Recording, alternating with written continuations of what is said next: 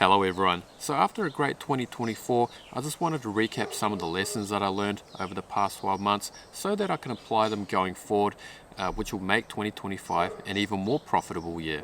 Alright, so the first lesson that I learned is concentration is important. Now at the beginning of 2024, I only had one stock, Palantir. And then in February, I started to buy SoundHound and also AppLovin. I held those three stocks for most of the year. And when it came to around August, October, things started to change, but for most of the year I had three stocks. Now, as you may be aware, all three of those stocks went up huge this year, and as a result, my portfolio has done really well. But the main reason why it did so well was because of the second lesson, and that lesson is the primary trend is crucial. And when I talk about the primary trend, I'm talking about the overall direction of the market. Is it going up or is it going down? And so obviously we're in a bull market. We have been for about 2 years now, and 2024 was a continuation of that trend. And if we were in a bear market, the concentration strategy that I was talking about in the previous point would not work. So the primary trend is of the utmost importance. Now, the S&P 500 went up 20-something% this year, and a concentrated portfolio like my one would have gone up about many times that, maybe 3 or 4 times at least. So a concentrated portfolio in a bull market is a good way to supercharge returns. Which brings me to my third lesson, and that is excess volatility is normal. With a concentrated portfolio, whether in a bull market or a bear market, there's going to be a lot of volatility. And it's really up to the investor to see whether they can deal with that volatility or not.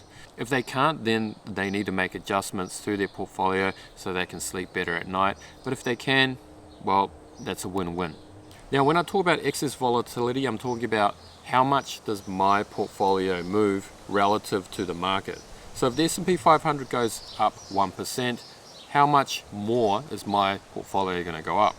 So from my experience, I've noticed that when the S&P goes up 1%, my portfolio can go up maybe 3 or 4 or even 5 times that. So a 1% move in the S&P 500 could result in my portfolio going up 5% or even more. But on the other hand, if it goes down 1%, my portfolio is likely to go down 4 or 5% as well.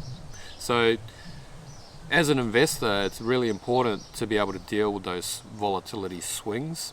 So I've realized that in this market, if I want to invest in a concentrated manner, I really need to be able to deal with this excess volatility. Now, a crucial test came in August when a lot of growth stocks, well, the whole market started tanking, and a lot of growth stocks started going down with the market. I started getting really nervous, I'm not going to lie, and I actually sold some of my holding in Palantir and some of my holding in AppLovin. And that was to my detriment. To make matters worse, I sort of sat on that cash for a couple of months before redeploying it again in about November into small caps like Archer Aviation and so forth. But had I just left my portfolio alone during that period, I would have done a lot better. So that was a really big lesson for me. So during times of volatility, and as a coping mechanism, I need something to fall back on. I need something to rely on so that I don't make those mistakes again. And that leads me to my next point, which is sticking with the leaders. So every sector has a leader. I mean, Nvidia is the leader of the GPU sector, Tesla is the leader of the EV sector, and so forth. And yes, when there's a bear market or some sort of correction or weakness in the market, even those leaders will begin to fall in price. But they are usually the most resilient, and they're usually the first to rebound once the market turns. And when it comes to my stock selection, Palantir is the leader.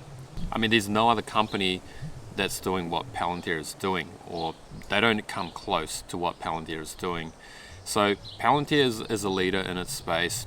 SoundHound is a leader in the voice AI space, and AppLovin is not really a leader in the sense of market share in its space, which is the advertising space, but it is a leader in the mobile app advertising space. So it's carved out a little niche for itself and is a leader within that niche. So sticking with the leaders is important. It has helped my portfolio weather the volatility and downturns or corrections throughout the year, and I hope that resilience continues into 2025. And the final lesson that I want to share with you is selling too early. Now, after the election in November, stocks just went up huge, as you may be aware. And in December, I started to get a little bit nervous about potentially losing my profits, my paper gains. So I decided, after Jay Powell hosted a shaky Fed meeting, to take some profits off the table and sell some of my shares. It's uncertain whether or not that was a good move or not, because in fact the market has actually gone down since I sold.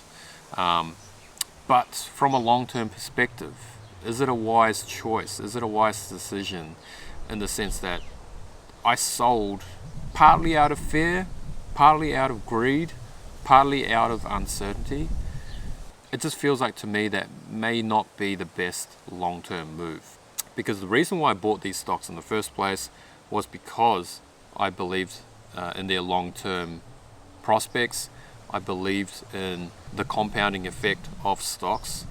So for me to sell after not even a year of holding them is sort of counter to that philosophy. And there's also the not so insignificant factor of avoiding capital gains taxes, or minimizing capital gains taxes. If I sell within a 12-month period, I don't get a capital gains discount, so I have to pay capital gains tax on all of my profits, which is actually quite substantial. It's quite significant, and it adds up over time. So from that perspective, it's not the best move either. And to be honest, I'm going to give you a bonus tip as well, a bonus lesson, and that is to have a plan in place, a system in place, and to follow that system.